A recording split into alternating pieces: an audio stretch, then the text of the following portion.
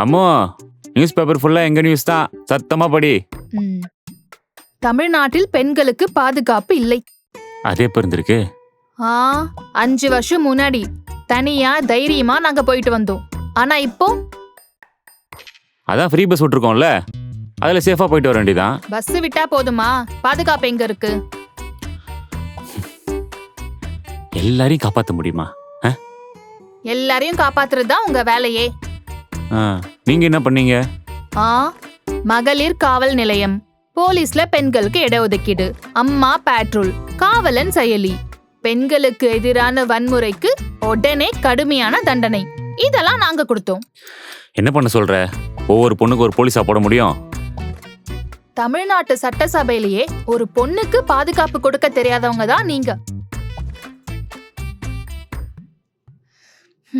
சரி, நான் கடைக்கு போகணும். நான் வெளில கிளம்புறேன். இந்நேரத்துக்கு எங்க தனியா போற? என்ன வேணும்னு சொல்லு, நானே வாங்கிட்டு வரேன்.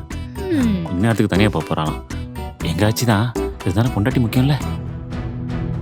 இனியும் ஏமாறாதீங்க, இது மாற்றத்துக்கான நேரம்.